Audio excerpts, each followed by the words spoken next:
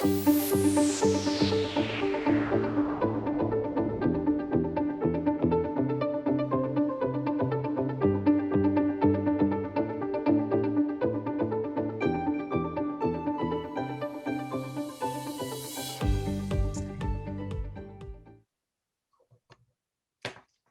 everyone to Elevate21 in today's session entitled How Mature is Procurement in Your Organization?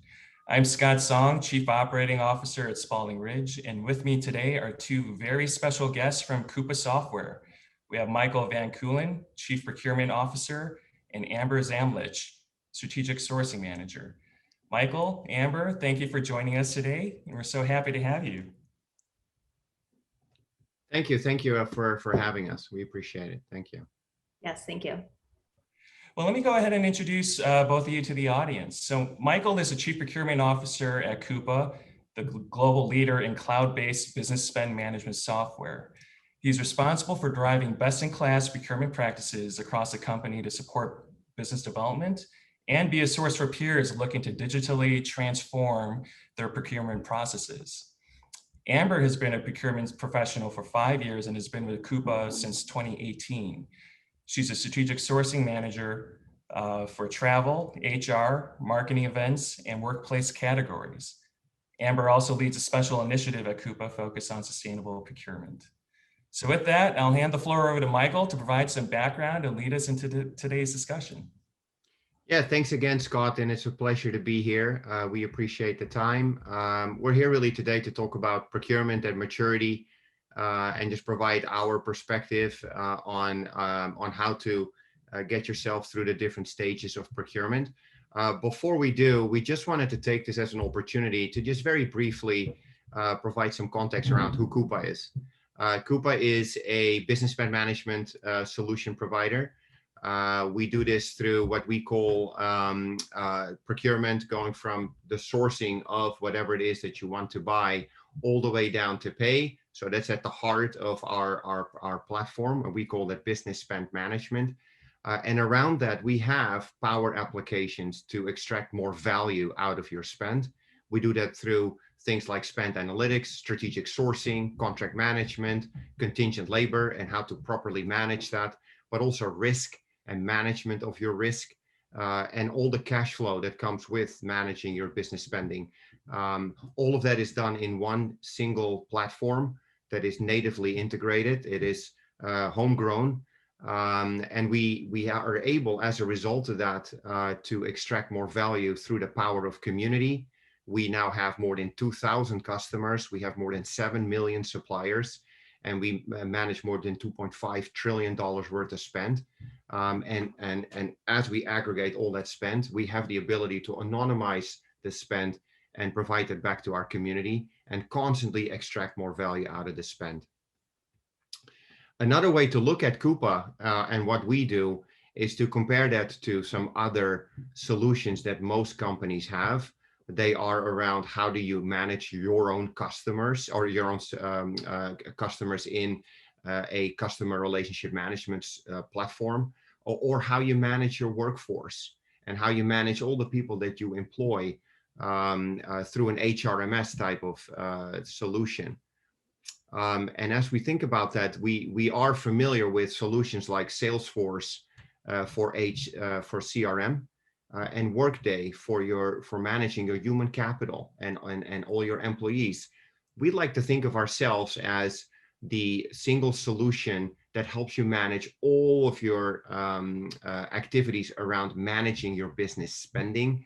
So that can be from your contract, that can be from suppliers, it could be through authoring your contracts, it could be managing your inventory, managing your expenses, compliance, supplier risk, invoicing, but also just the pure procure to pay, the requisitioning to your ordering.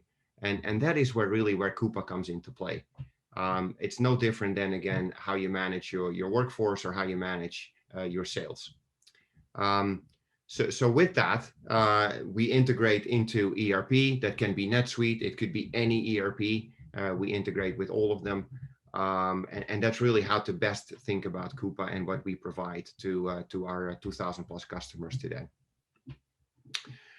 So with that, before we get into some seated questions that we have, we wanted to kind of pause and really walk through procurement maturity. Like, what does that really mean? And how do you become more mature in procurement? The way we'd like to think of it is, of course, always value and time. Procurement is not a 6-month journey, unfortunately, and I've had the pleasure of leading procurement transformation in my past, both at Lululemon and at VF Corp. And it's a journey. It's not a 6-month quick sprint to the finish line, as much as maybe we sometimes would like it to be true. It really is a journey. And so what we're going to try to do is walk the audience through a journey of procurement maturity. If you look at the first level of procurement, which we call level 1, it is typically very transactional and very tactical in nature. So what does that mean is we often are thinking about things like ordering things, invoicing coming in. You may or may not do a 3-way or 4-way match of those invoices, or those invoices come in through some way in a PDF or even hard copy still today. And you just have to process that transaction that will likely go through an approval process and ultimately results in a payment to a supplier and recording of that invoice in your ERP. And there is some basic level of sourcing happening in your organization today. It's very tactical, very operational, is not very, very strategic. If we go to the next level of procurement, that's where you start to think about more sourcing. You start to think about your spend. It's like managing your checkbook is the best way for me to always describe that. So you'll have a basic level of analytics. You know where your money goes. You know who you spend money with, and why you spend money in the first place. Like, why do you buy certain things in the first place? So this is typically where you introduce things like strategic sourcing. You start to think about, how can I extract more value? And what you then typically see is, as you go through strategic sourcing, is the value that procurement brings, the cost savings, the leveraging of your spend, the better understanding of your checkbook. That's where procurement starts to immediately extract more value to the organization. As part of that, I will say, like, if you don't know your contractual obligations, if you don't know who you're contracting with, start and end date of your contract, if you don't know why you buy, how much you buy, when you need it, lead time, commodity pricing, if you don't know any of that, then everything else doesn't matter, because you're unable to substantiate and prove the value you deliver. So having contract management and understanding your commitments, both sides, right? Not just you to the supplier, but the supplier also to you, is really, really critical. And that's when typically in level 2 is when you start to have that visibility into your contracts. If you then slowly make your way into further maturity, you see that the value might slowly taper down, but that's when you start to think about things like category management. How do I really manage my commodities that I buy, or services? It doesn't have to be goods only. And what are the cost drivers? And what if raw material pricing goes up, as we've seen over the past 6 months, as the result of course, what has happened in the supply chain? Like, what does that mean to my own cost? And what does that mean to my suppliers? And what level of visibility do I have into raw materials, and what that means for me downstream in my own supply chain and my own cost structure? And what alternatives do I have, and what strategies can I come up with to truly drive competitive pressure and to drive a competitive advantage? That's what we call category strategies. You start to think about things like demand management. You start to think about things like what's going on in the global supply chain and how that has an implication and an impact on my own supply chain. And ultimately, what you want is, through real supplier collaboration, you want to drive top line growth. You want to drive innovation. And as a practitioner, the holy grail is to be a competitive weapon to your respective company. So that is in 5 minutes, procurement maturity. Okay, Amber, so I'd love to hear your thoughts. Yeah, so I joined Koopa in 2018, and we were operating at a level 1 procurement. Our team was very small, and also Koopa was a much smaller company at that time as well. So any procurement operations we were doing were very transactional. renewals that were coming up, we were very reactive towards that. And now 3 years later, we've transitioned into a level 2 procurement, which we're doing much more strategic work. We're working on spend analysis, managing our contracts, and really working with our stakeholders to drive the most value that we can with our procurement functions. Yeah, no, that's great. That's great. Of course, our goal is, as it should be, to become, best in class and level 4 procurement. And we're, to your point, we're in the midst of moving ourselves from level 2 to level 3. And then, because this is not a scorecard.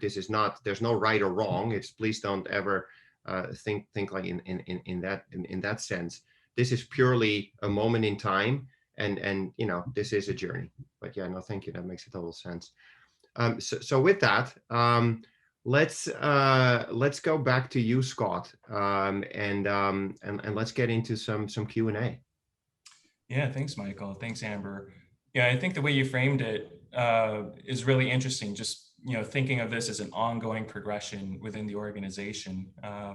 Amber, I know you shared a little bit about Koopa's own progression, and I'd say whether it's with Koopa or just other organizations that you've seen and worked with in the past, what are some of the typical challenges you see organizations face when they are younger in their maturity curve, potentially, from a level 1 moving to a level 2? Are there things that you see as common factors around, having to be a little bit more transactional, a little bit more reactionary to what's out there? Yeah, I think with that, the main thing that I think is the most important is to let your stakeholders know that if you're able to get in the supplier selection process earlier rather than later, you can drive the most value doing that. A lot of times when you're in that level 1 maturity, it's very reactive, like I mentioned. So, you have a couple weeks, maybe a month to get a contract in and negotiate those terms. But when you communicate to the stakeholder that procurement can drive value by being involved a couple months before, when that process is right in its beginning stages, then you're able to influence the sourcing process, maybe bring in some more suppliers to make a competitive event. That's where we really drive the most value. Definitely. I think that's very helpful. And, as people start to untap that power and be able to, progress within the maturity, obviously the digital transformation component, is such a key component, right? Just being able to have deeper analytics at your fingertips, be able to make better decisions. And so for any companies looking to begin their journey, what are some of the typical challenges you see, companies face as they try and progress through the different stages of maturity? Yeah, and I can take a stab, and then Amber, welcome your perspective for sure. I always like to think of things in people, process, technology. And one of the things we'll definitely share with the audience is a really handy ebook afterwards.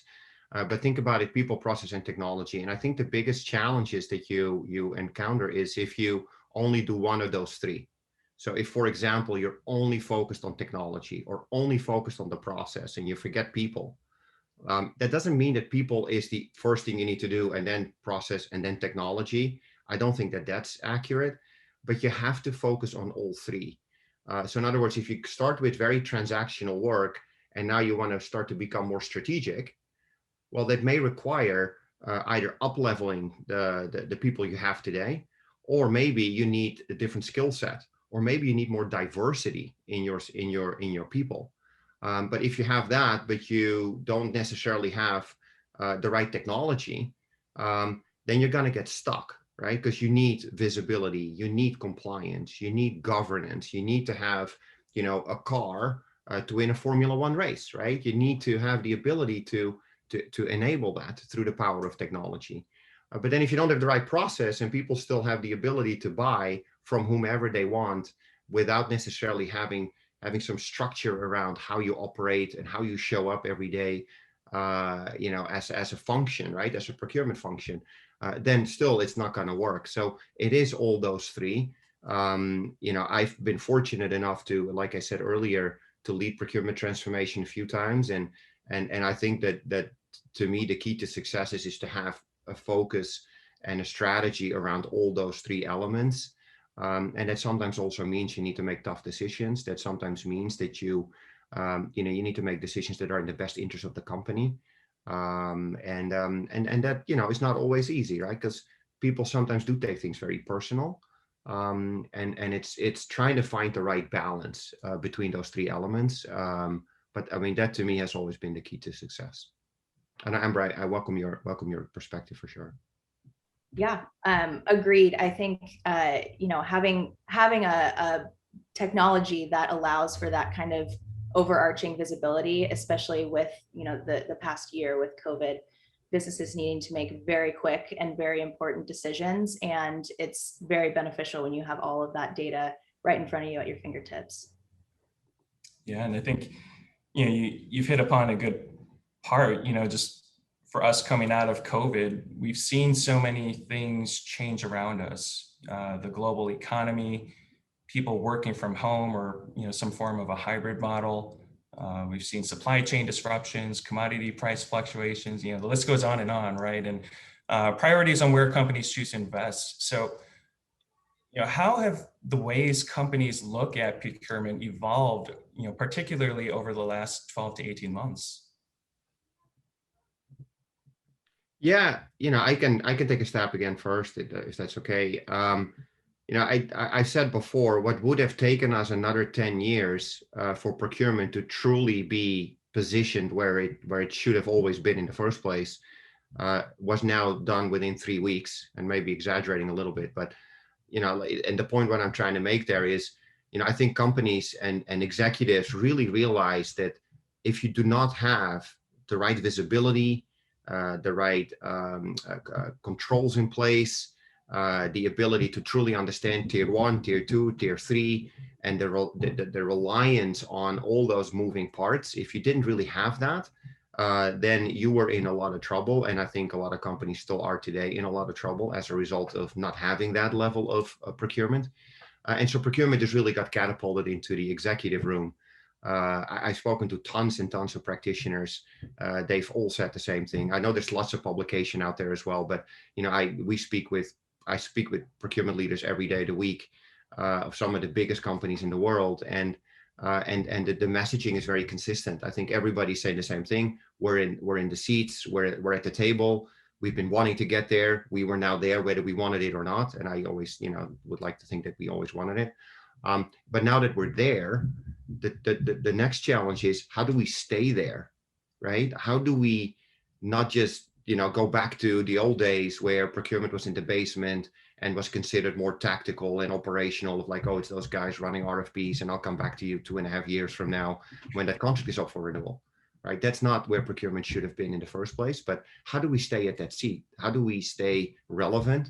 And the only way that we stay relevant is if we have the ability to constantly provide value to our organization. So, I think everybody looks at procurement very differently today, but we got to stay there. And in order to stay there, we have to constantly extract more value.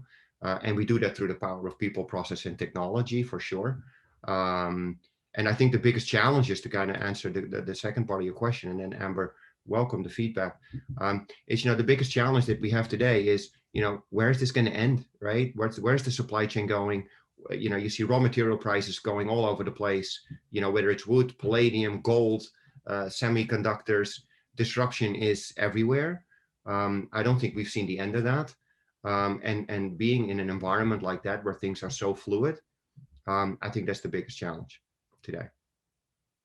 And I totally agree. I think, like you said, this past year has allowed procurement to be a little bit more visible and help stakeholders and executives make those decisions that needed to be made.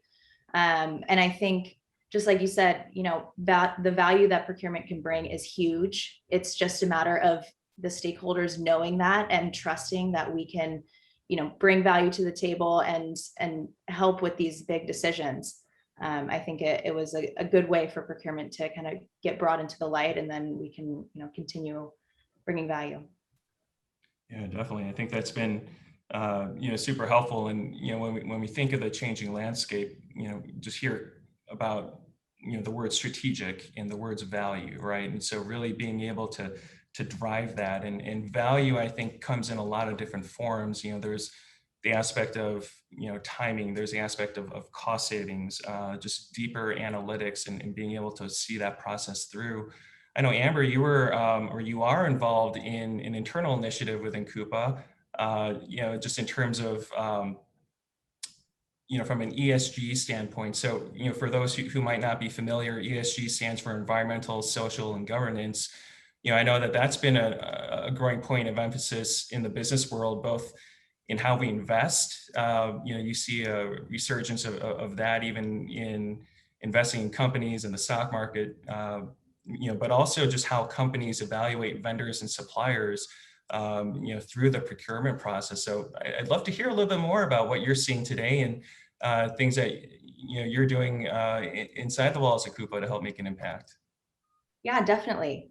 So like you said, ESG is a huge topic right now across the board. So what we've been doing, there's kind of two parts to this. So on the Koopa kind of product side, I know that there's been a lot of effort in kind of making ESG a part of that product so that companies can utilize that and use that data to help their programs progress. So that's really awesome. And of course, we use that in-house. So what we've been doing internally, the past year, we've developed an ESG program. And that part of that is sustainable procurement, which is what I'm supporting. So what we've done is we've created metrics and targets that we're trying to hit for this year and years to follow. And a big focus is supplier diversity. So this past year, we've done a really great job of kind of understanding the baseline of what suppliers we have in our current portfolio.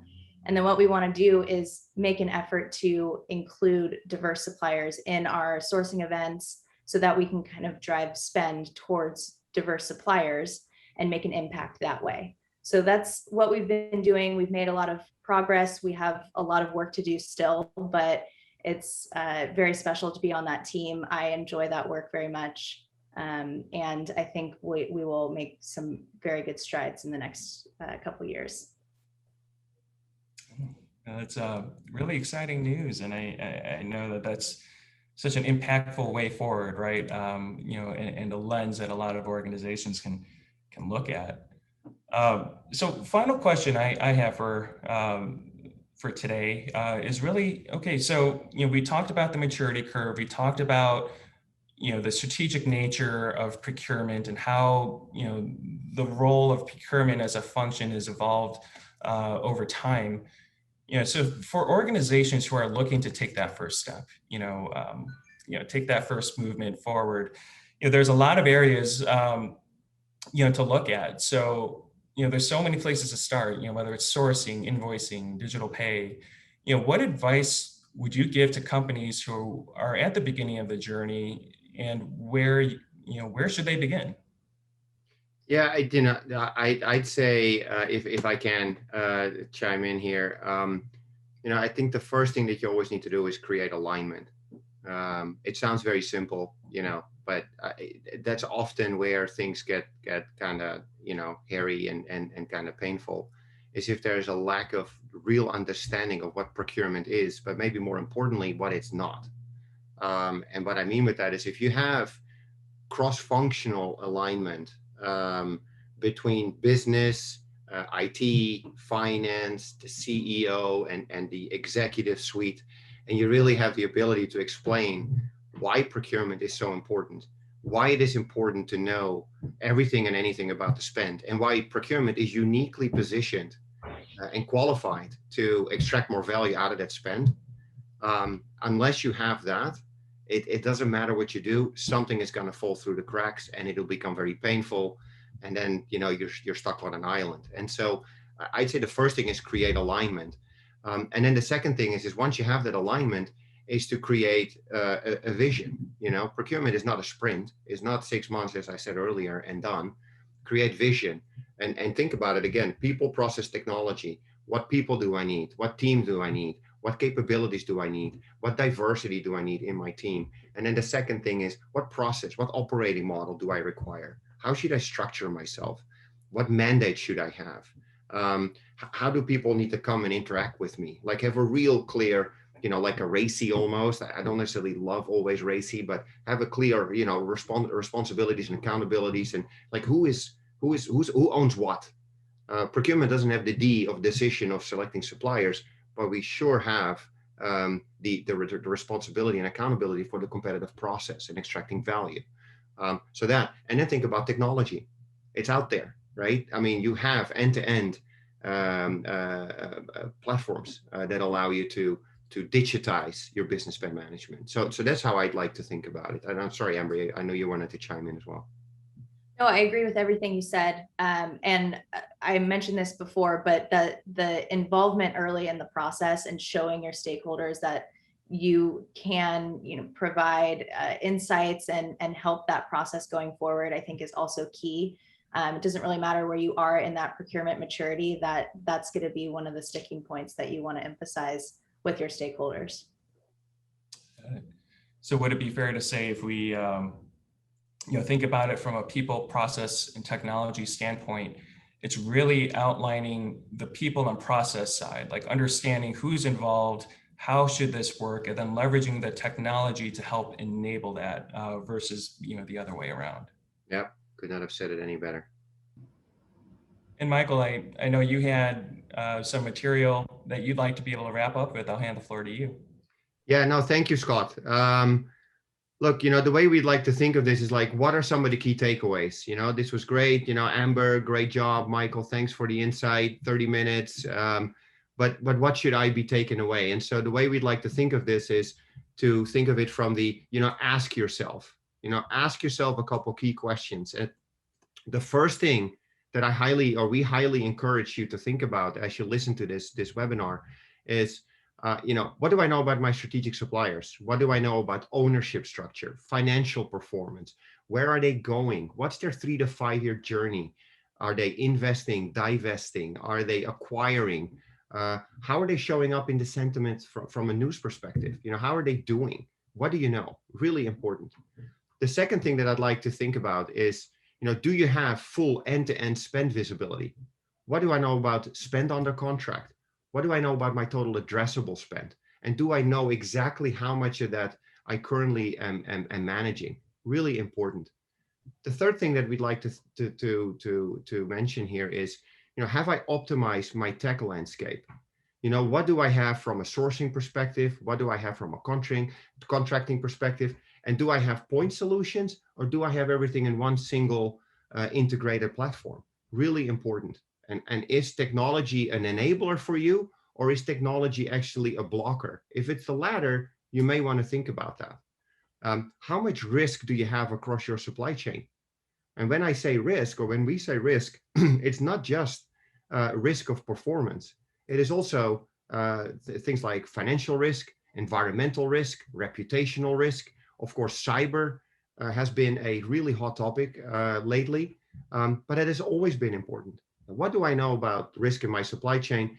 And then the last thing, and this is in no particular order, so please don't think that these are from 1 to 5 in terms of importance, is, do you have the right talent? Do I have the right people? Do I have the right skill sets?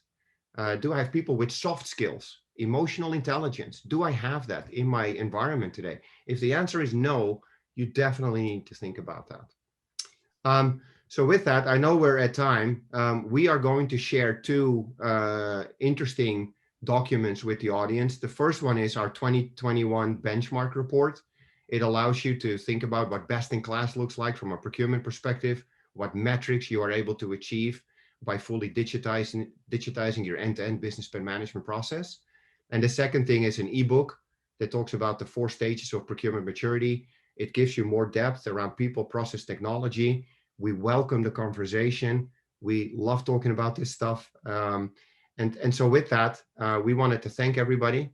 If you want to continue the conversation, please reach out to Amber or to myself. Amber is the brains of procurement, I always say. So please reach out to us, and we thank you for your time and attention.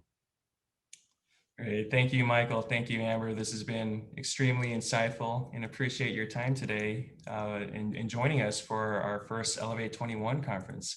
So thank you again. Hope everyone's enjoyed today's session. And again, if you have any other questions or wish to continue the conversation, please do feel free to reach out. So thank you, everyone. Thank you.